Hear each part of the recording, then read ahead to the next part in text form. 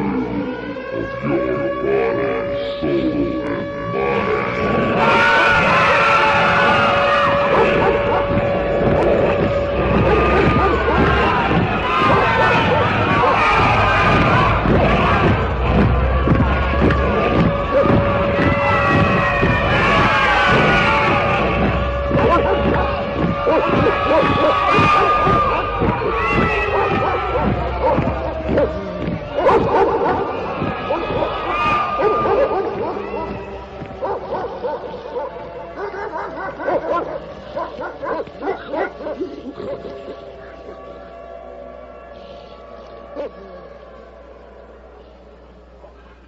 Good evening, folks, and welcome once again to the Hour of the Time. I'm your host, William Cooper. We continue where we left off last Friday night, February the 12th.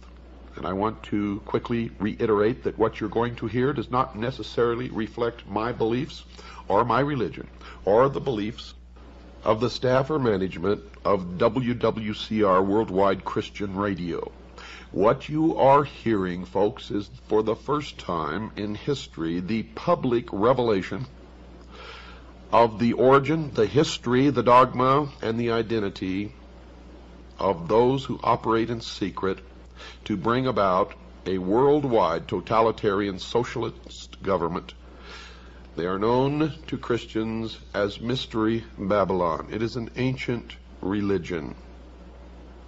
Now get a pencil and paper ready, because if you did not tape last Friday night's broadcast, or if you did not hear it, you must order it. You must order it. You have to have this information. And if you have any possible way to tape tonight's broadcast, either tape it or order this tape.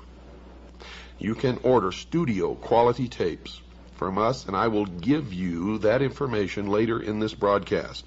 Make sure, as always, that you have pencil and paper or pen and paper by your side at all times. You will want to write down important portions of this broadcast, and you certainly will want to get our address and phone number and the price of the tapes. Those of you who are smart enough to know what is transpiring here know that these are historic broadcasts, and by making these broadcasts, I have sealed my fate. The sun enters each heavenly sign or house of the zodiac in what is called the 30th degree, and leaves at the 33rd degree. Thus God's Son is said by the ancients to begin his ministry at 30 and dies at 33. A Freemason is not told the truth of the object of his worship until he attains the 30th degree. And this is why the highest degree in Freemasonry is the 33rd degree, for no one can rise higher than the sun. When viewing the shimmering rays of sunlight on a body of water at dawn or sunset, one can still see today how God's Son walks on water. It was well understood by ancient man that our weather was caused and controlled by the sun. It was a simple fact that God's Son had the power to control storms at will. The ancient Egyptians taught that he did this as he rested in his heavenly boat while crossing the sky. Thus we read that God's Son quieted the tempest or great storm on the sea while in his boat. Which boat? The boat of Isis. Ra, the sun god, also known as Osiris, in the bark of millions of years in which he traversed the heavens, he wears on his head and accompanies a vast sun disk symbolizing his powers as Lord of the heavens. The boat formed of a serpent bears his eye, and the god is seated on a pedestal representing Mayet, the divine order. Folks, when we stop to realize that every single king, prince, lord, governor, dictator, despotic ruler, civil and social institution, national flag, coat of arms, educational institution, military medal, award, organizational insignia, medallion, badge, emblem, citation, trophy, banner, pendant, political standard, or ensign, agency of government or religion uses the sun as a primary symbol, then it can truly be said in the mystery school that God's Son is, quote, King of Kings and Lord of Lords, unquote. Here we note another cleverly disguised part of the whole, according to the mystery school, misunderstood and plagiarized story. For they believe that Christianity is a perversion of the mysteries, and that's why they hate Christians. In the ancient world, months were counted according to the phases of the moon. They were called the lunar months on the lunar calendar. Now, since Scorpio, the scorpion, is the astrological sign starting in late October, the first month of autumn, it follows that October, the scorpion, with his deadly backbiting tail, betrays the sun in autumn, leading directly to his death in winter, and is known as Judas. And that's where the October surprise comes from, and I'm telling you right now that Barbara Honegger was a plant. And the 30 pieces of silver were, as the North American Indians would say, 30 moons of silver needed for the month to betray the sun and cause his unhappy death. In relation to this, another interesting point, factually speaking, when a person is bitten by a deadly scorpion, the wound appears to be, or looks like, 2 human lips. The ancients called this the kiss of death. This is why we read that Judas, or October, gives God's Son the kiss, leading to his death in winter. And that is the original October surprise. There was an October surprise in France on Friday, October the 13th, in the year 1307. Look it up, but in case you don't, I will cover it extensively later. The next point to be made requires first a little background. Christians have always referred to God as the Father. But viewing God as a father didn't start here. It goes back far into the ancient world. The reason is, according to the mystery religion, our planet was always viewed as our Mother Earth, our Mother Nature, and that's where all this Mother Earth and Earth Goddess comes from in the New Age movement. And since rain, the life-bringing fluid, or the semen, falling from heaven, impregnated and brought life to Mother Earth, it was therefore believed that our Father was in heaven. All this life-bringing intercourse between God the Father and Mother Earth would be after a proper marriage ceremony at a spring wedding. In the area today called Israel, anciently called, quote, the land of Canaan, unquote, the sexual fertility rites of spring were celebrated each year in what was called, quote, the marriage feast of Canaan, unquote. And so the New Testament story was, Mother Earth asked God's Son to draw water from the sea for the grapes to make fine wine for the wedding feast. And this marriage feast story is over 5,000 years old, 3,000 years before the New Testament story. And the mystery schools believe it is just one more case of pious plagiarism. Now it is at this point we need to go back to the ancient Egyptians to further understand this story. Though all of the essential pieces of the Christian story were long in existence before Egypt, the only thing different, folks, is the names were changed to protect the innocent. It was with the coming of the pharaohs that the story was finally codified and became religious dogma. Though the story varied in some details from place to place in Egypt, the essence was always the same. God's Son, spelled S-U-N, our risen Savior, was the light of the world, who gave his life for us. Now remember, this is according to the belief of the mystery religion of Babylon. From the Egyptian records, we learned that the newborn son, Horus, was given the title the Logos, which means the Word. Egyptians further said, the Word was made flesh and dwelt among us, and since we enjoy only one Son in heaven, he was said to be the only begotten of the Father.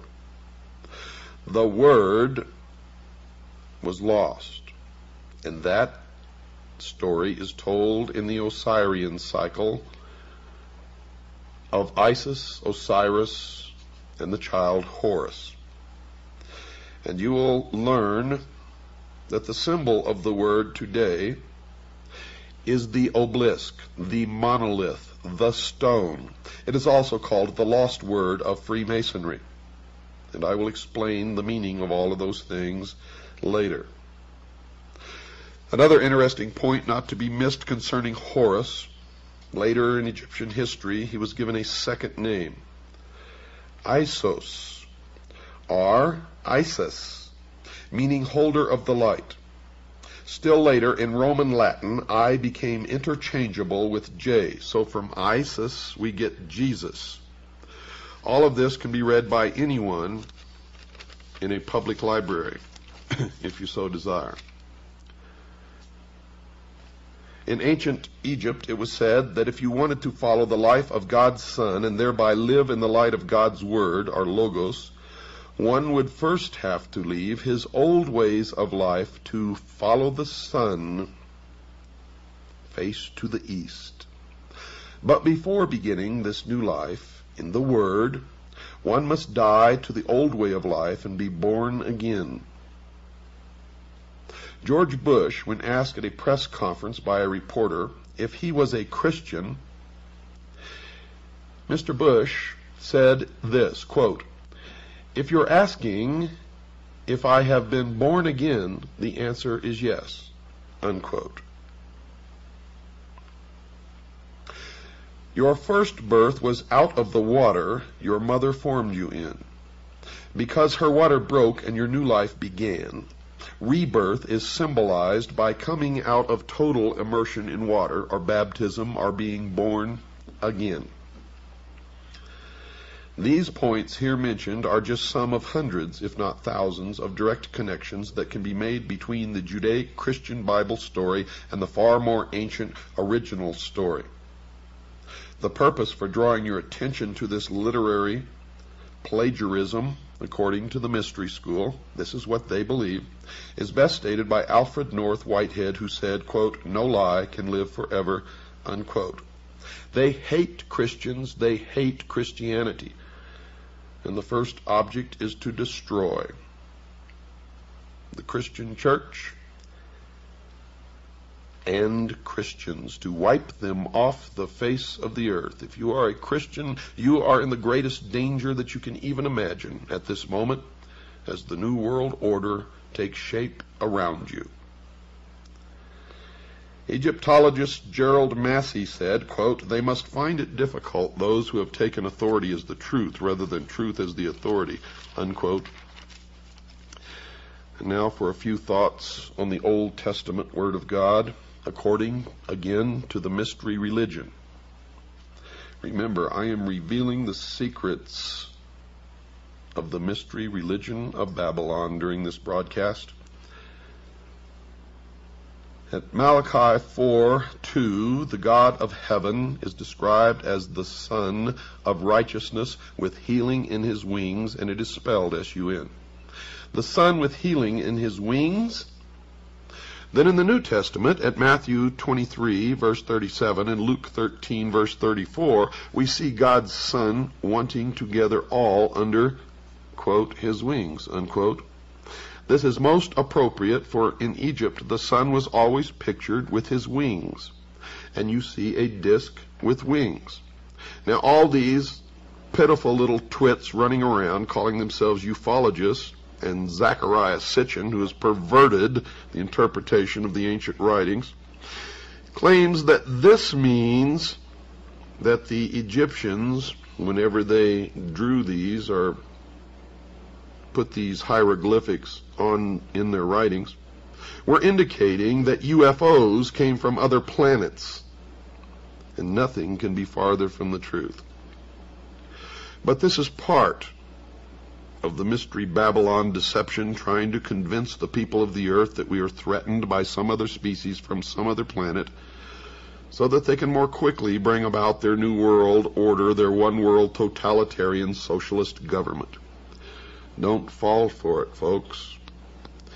I have found that most of these people involved with the so-called UFO research, who are trying to convince you of this, are Freemasons, most of them 32nd degree of the Scottish Rite. And evidently they are attempting to do their best toward the furtherance of the great work in order to attain the 33rd degree, which can only be attained by meritorious work to bring about the completion of the great work, which is the destruction of the church, the state, and the enslavement of the mob, which is all of us. I hope you hear me out there.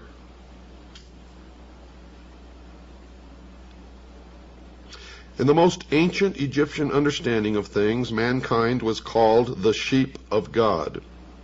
And the great orb of day, God's sun, was the overseer, or, in the exact words from the ancient Egyptian manuscript, the good shepherd. And we are his flock. All ancient kings thought of their people as sheep to be pastured, with themselves as the shepherd. Sheep are ideal followers, you see, for they do not think for themselves, but will blindly follow anyone without question, and that's why I call most people sheeple. It's truly admirable behavior for animals, but it is very, very unwise for humans. Sheep were born to be fleeced, and have the wool pulled over their eyes, and are eventually always led to the slaughter. Lastly, they end up as a tasty meal eaten by their masters, and their skin, or their hide, or their wool is worn as an apron around a Freemason's waist. How about that? Keep all of the foregoing in mind, folks. We read again from the Old Testament book of Psalms. At Psalms chapter 23, verse 4, we read that old, dog-eared, tired, exhausted, and equally misunderstood chestnut, according to the mystery schools, used by every man of the cloth to put the sheep to sleep. We quote it here. Quote, "Yea, though I walk through the valley of the shadow of death, I will fear no evil, for thou art with me. Thy rod and thy staff, they comfort me," unquote. Thy rod and thy staff? Here in the book of Psalms, the Old Testament God is pictured with his rod and staff. The rod here mentioned is the king's rod of discipline, and the staff is the shepherd's staff or crook. Now, for the correct understanding of this old verse, any good library book on the Egyptian religion will tell you that the ancient pharaohs were said to be ruling for God's Son, spelled S-U-N, on earth. He was called King of the Kingdom and the Great Shepherd of his sheep. In the hands of the Pharaoh god, whose arms formed the sign of the cross on his chest, were placed the royal symbols of heavenly power: the rod, which was a flail, and the staff. The rod was used to beat those who were disobedient, and the staff with the crook was used to herd the sheep. Incidentally, Jesus is pictured not only with his shepherd's staff, but at Revelations 12, verse 5, and Revelation 19, verse 15, is also said to rule with a rod of iron. And I have pictures here of all of this. You can't see it, but you can go to the library and find this stuff. Our research has been thorough, and we have managed to place members of Kaji within the Masonic lodges, and we have verified everything that we are telling you here now. We have infiltrated the lodge. In Jeremiah chapter 18, verse 2 through 6, in Isaiah chapter 64, verse 8, we see the God of the Old Testament portrayed in a different way. Here, he is said to be the great potter who fashions man on a potter's wheel. Almighty God, the great potter? In Jeremiah chapter 18, let me read to you what it says. The word which came to Jeremiah from the Lord, saying, Arise, and go down to the potter's house, and there I will cause thee to hear my words. Then I went down to the potter's house, and behold, he wrought a work on the wheels. And the vessel that he made of clay was marred in the hand of the potter. So he made it again another vessel, as seemed good to the potter to make it. Then the word of the Lord came to me, saying, O house of Israel, cannot I do with you as this potter? Saith the Lord. Behold, as the clay is in the potter's hand, so are ye in mine hand, O house of Israel. In Isaiah chapter 64, But now, O Lord, thou art our Father, we are the clay, and thou our potter, and we are all the work of thy hand. The potter's story was Egyptian, 1,000 years before it was written by the writers of the Bible. And I have a picture here taken from Egyptian hieroglyphics, and you can find this in a book called The African Belief in God. It shows the hieroglyphics taken right off of the Egyptian temples, and it shows the god Nemu fashioning the body of one of the Ptolemies on his potter's wheel. And here's another picture, the god Nemu fashioning a man up on a potter's table, and behind him stands Thoth, marking his span of life on a staff. In Egypt, God's risen son was Horus. At 12 noon he became the Most High. In this exalted position he became the mediator between God and man. His name was Amun-Ra. Ra equals ray of the sun. His shepherds on earth were called priests of Amun. They would direct their prayers to the invisible God, the Father, through his mediator, Amun-Ra. And God's Son was the great Amun, with his rays.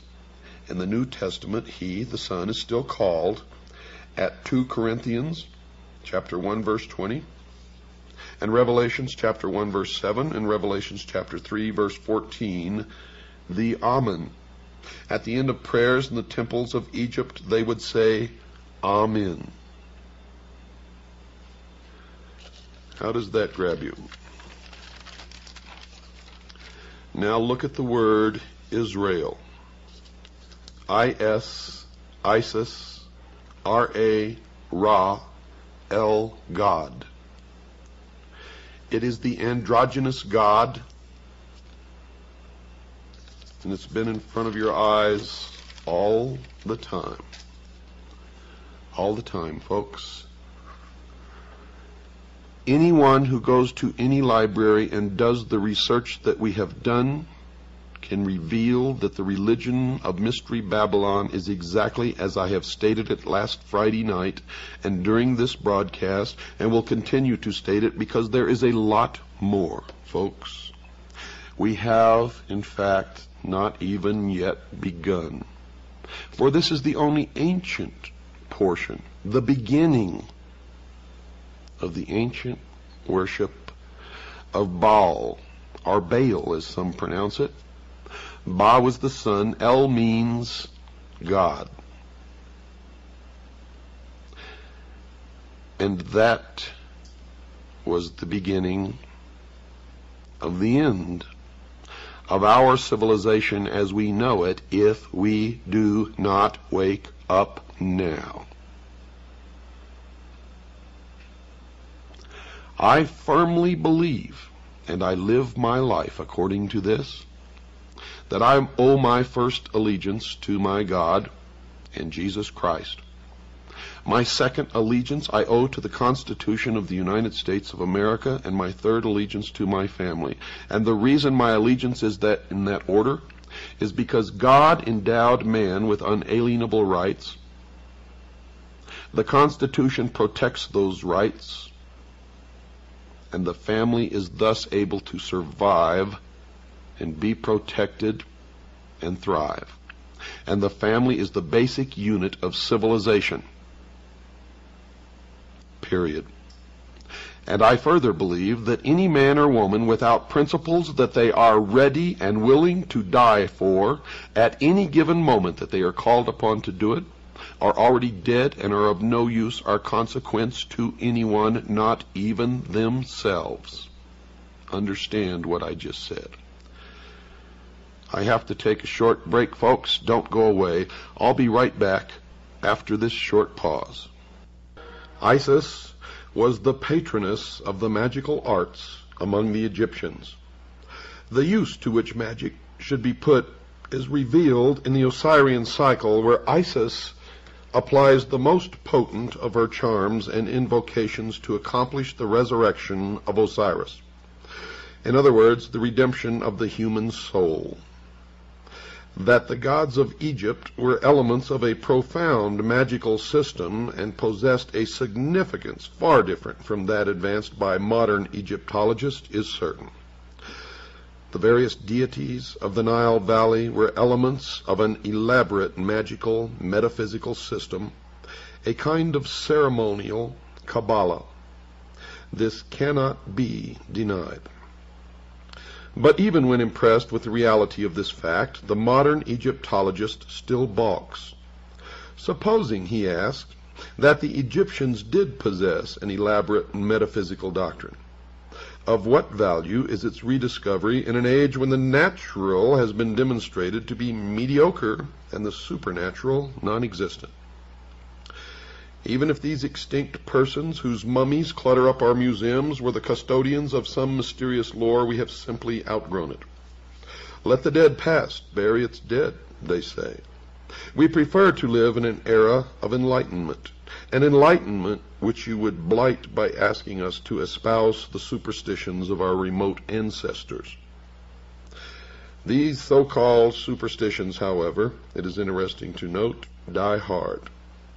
In fact, they do not die at all, but insinuate themselves as a discordant note in our matter-of-fact existences. McCall's magazine published some time ago an article by Edgar Wallace entitled "The Curse of Amun-Ra," dealing with the phenomena attendant upon the opening of the tomb of the pharaoh Tutankhamun.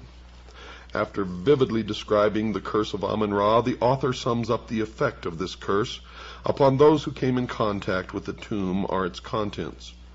His statements are in substance as follows. At the time the tomb was opened, the party present at the excavations included the Earl of Carnarvon, Howard Carter and his secretary, Dick Bethel, M. Benedict, the French archaeologist, and M. Pasanova. Of these, only one, Howard Carter, remains alive. Now, that was at the time of the article. Colonel Aubrey Herbert, Carnarvon's half-brother, and Evelyn White, who also entered the tomb, were both dead within a year, one by suicide. Sir Archibald Douglas Reed, the radiologist who took an X-ray of the mummy, was also dead within 12 months. And Professor Lafleur of McGill University, the first American scientist to examine the death chamber, did not leave Luxor alive. Wolfe Joel visited the tomb and was dead within a year. Jay Gould was taken ill within the tomb and died. Attendants whose duty it was to look after the exhibit from the tomb in the Cairo Museum also sickened and died. 7 French authors and journalists visited the tomb, and 6 were dead within 2 years. When they unveiled Tutankhamun, they found a mark upon his face, and by a strange coincidence, the mark left upon the face of Lord Carnarvon, which presumably caused his death, was in exactly the same spot and of similar appearance. Nor does this list include the numerous native workmen who perished from the curse. Only recently, another name was added to the long list associated with the tragedy. Arthur Weigall, after a long and mysterious illness, similar to that defined in the curse, is the most recent victim. The eminent authority on antiquities, Dr. Martis, said, quote, "The Egyptians for 7,000 years possessed the secret of surrounding their mummies with some dynamic force of which we have only the faintest idea," unquote. Over the entrance to the tomb of Tutankhamun was a magical tablet inscribed with strange hieroglyphics. Dr. Martis named this tablet the Stela of Malediction, for it pronounced a fearful curse upon any sacrilegious person who might violate the sanctuary of the deified head, and it was called the Stele. The words upon the stela were as follows: "O ye beings from above, O ye beings from below, phantoms riding the breaths of men, ye of the crossroads and of the great highways, wanderers beneath the shade of night, and ye from the abysses of the west on the fringes of the twilight, dwellers in the caverns of obscurity, who rouse terrors and shuddering, and ye walkers by night, whom I will not name, friends of the moon, and ye intangible inhabitants of the world of night, O people, O denizens of the tombs, all of you approach and be my witnesses and my respondents. Let the hand raised against my form be withered.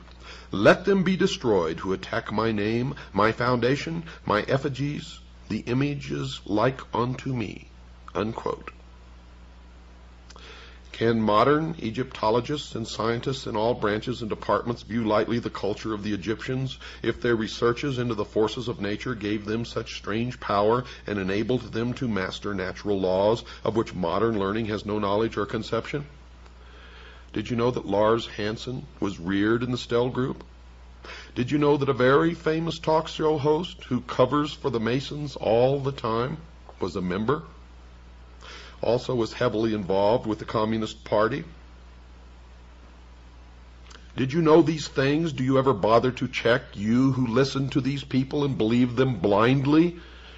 You, the sheeple of the world? Circumstances so extraordinary as the curse of King Tutankhamun simply overtax the theory of mere coincidence, folks. Nor is this an isolated case, as those will remember who read the accounts of the Cleopatra mummy curse many years ago. It will also be noted that in this age of moral certitudes, the story of the Tutankhamun curse had no sooner been broadcast than several of our large museums were deluged by gifts of Egyptian antiquities from private individuals who no longer desired to own them. And these persons, most of them well educated, as modern education goes, were not superstitious. They were just careful. The following article appeared in an English newspaper in 1923. Quote, "The death of Lord Carnarvon has been followed by a panic among collectors of Egyptian antiquities. All over the country, people are sending their treasures to the British Museum, anxious to get rid of them because of the superstition that Lord Carnarvon was killed by the Ka, or double of the soul of Tutankhamun. These fears are, it is hardly necessary to state, absolutely groundless," unquote. It's also hardly necessary, folks, to add that the journalist fails to give his authority for the last sentence. The newspaper article continues, quote, "An avalanche of parcels containing mummies, shriveled hands and feet, porcelain and wooden statuettes, and other relics from the ancient tombs descended this week on the British Museum. Fear inspires these gifts, brought by every post. The belief that a dead king's curse is potent for evil after thousands of years won thousands of adherents on the day when Lord Carnarvon became ill. Few of the parcels received at the museum bear the sender's name. The owners, in their eagerness to wash their hands of the accursed things, have tried to keep their identity secret. The British Museum is a godsend to the superstitious. It offers a means of shifting the liability to expert shoulders. The museum authorities are used to such liabilities, having harbored the coffin lid of the powerful priestess of Amun-Ra for years. But they are not at all grateful for the present flood of gifts. The museum weathered a similar storm some years ago, when the story of the curse of the priestess of Amun-Ra became public. Sufficient scare gifts were received to fill a large showcase. A long chain of fatalities has been attributed to the curse of the priestess. Men who have made fun of the superstitious have died within the year. Another story is that a photographer took pictures of the priestess and placed the plates in his safe.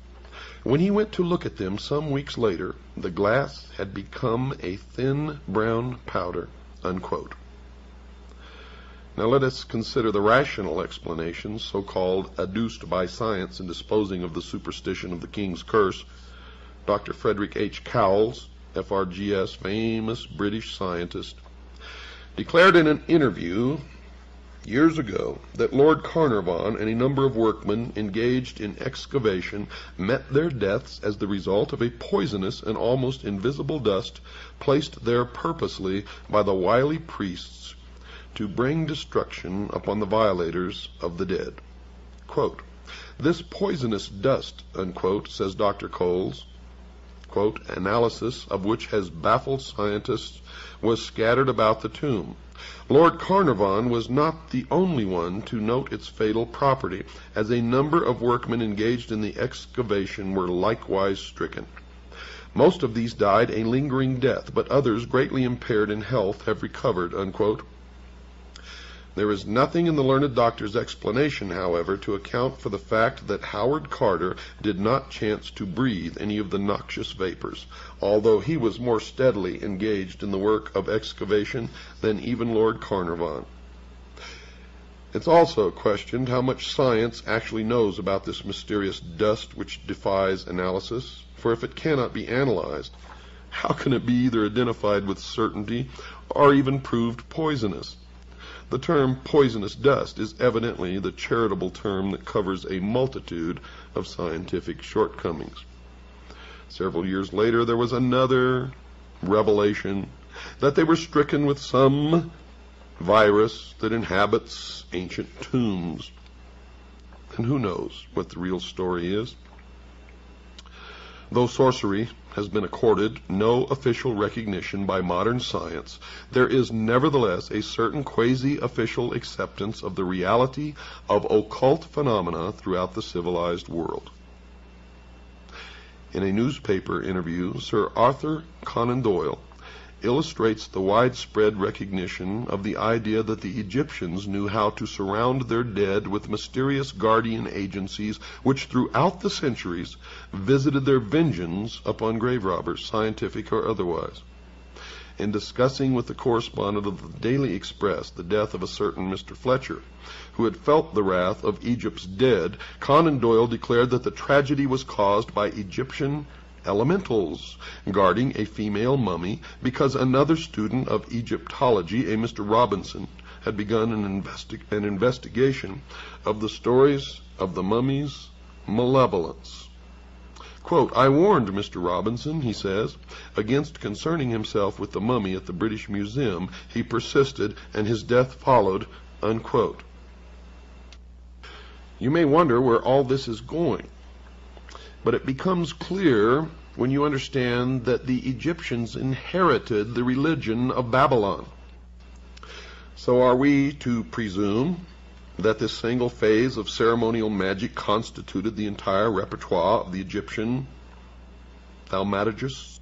You see, if they could manifest such surprising power, is it not probable that they possessed a knowledge of other natural hidden forces, forces as yet unknown to the modern public world, which is possibly of inestimable value, which may still be contained within what is called the secrets of the ages, which is guarded by the modern mystery school, which is still the ancient mystery school brought forward through the ages?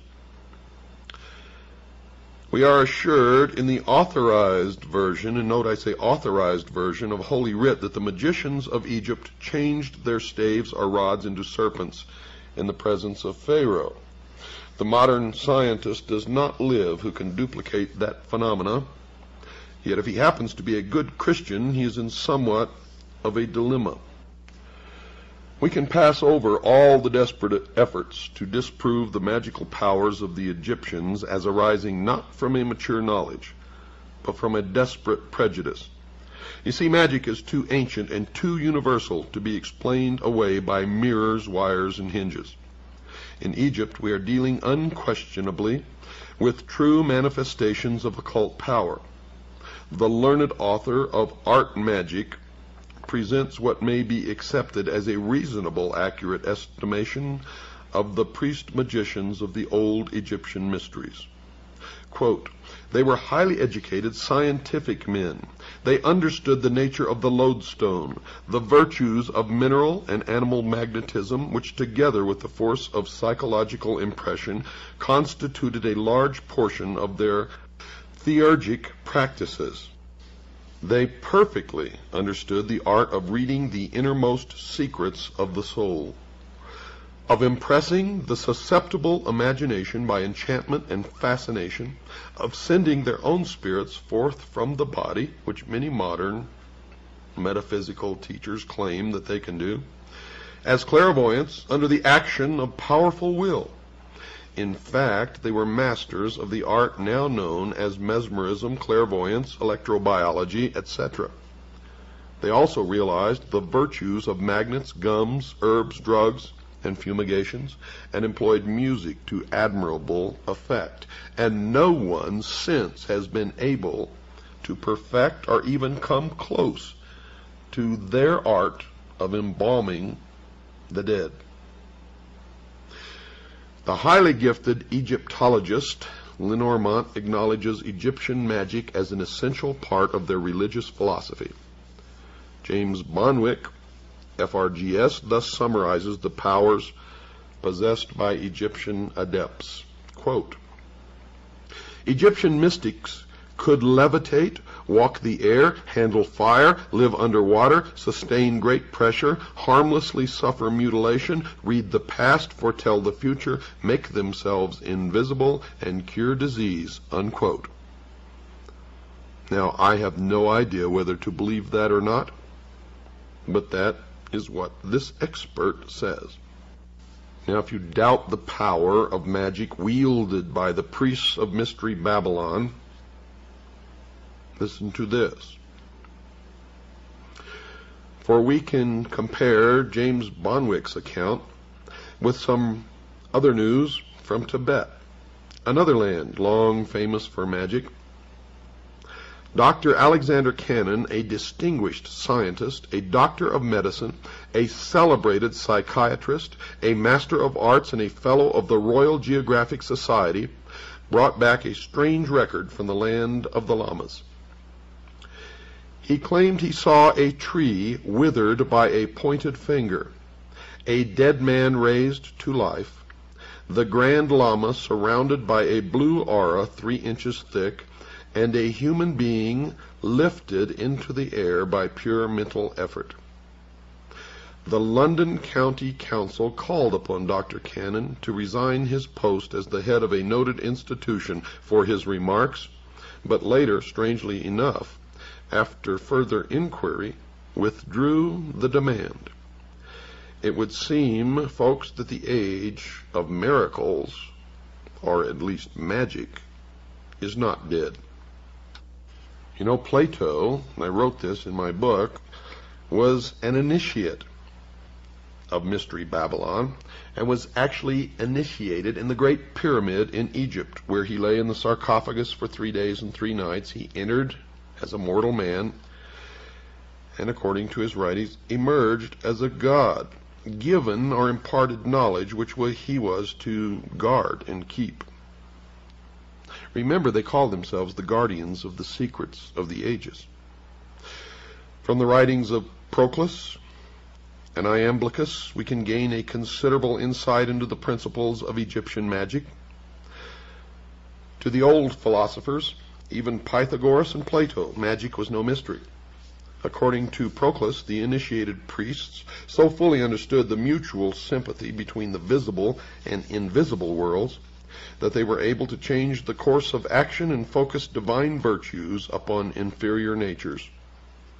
And according to Plato, the highest form of magic consisted in the divine worship of the gods, plural, and according to Iamblichus, the priests, through sacerdotal theurgy, were able to ascend from a material state of unconsciousness to a realization of the universal essence, thus coming to an understanding of universal purpose, by which the performance of high feats of magic became possible. Thousands of years later, Aleister Crowley claimed the same thing. Now this is significant. It's proper at this point to establish a clear line of demarcation between magic and sorcery. You see, the term magic was not associated with occult jugglery by the Egyptians, but arose from a profound understanding of natural law. Magic, said General Albert Pike, and you will be hearing an awful lot of General Albert Pike during this series of shows. Magic, says General Albert Pike, is the exact and absolute science of nature and its laws. Unquote. From the knowledge of this absolute science arises occult science. Occult merely means hidden, folks. From experience in occult science, in turn, arises the theurgic art. For as surely as man has adapted his physical universe to his purposes, so surely the adept of the mystery school adapts the metaphysical universe to his purposes. To acknowledge that the Egyptians possessed the power of adapting mystical forces to physical ends is to bestow upon them proficiency in the most perfect and difficult of the arts, according to the mystery religion of Babylon. Yet to deny this ability on the part of the Egyptian priests is to deny the evident, and we must resign ourselves to the undeniable fact that they possessed a form of learning which has not been conferred upon this present race, at least publicly. Men like Aleister Crowley have proven that it has been passed down through the ages and is kept and practiced secretly by those who call themselves the guardians of the secrets of the ages. Now, folks, we are in desperate need of money to help pay for airtime. If you like this show, if you want it to stay on the air, then please reach down in your pockets, contribute the most that you can possibly afford. Make your checks out to WWCR, not to me. This is going straight to the radio station to pay for airtime. Not one single penny of it goes in my pocket, or anybody else's for that matter. Goes to the radio station. Make them out to WWCR. If you would like a list of tapes or available materials, or would like an information packet, or learn how to join CAGI, the Citizens Agency for Joint Intelligence, then send your checks, your donations made out to WWCR, and your request for information to P.O. Box 889, Camp Verde, Arizona, 86322. That's P.O. Box 889, Camp Verde, Arizona, 86322. Or you can just call Stan and ask him to send you a packet of information. He'll also tell you the price of tapes, whether you're a CAGI member or not. The price is different depending upon that. Call Stan at 602-567-6109.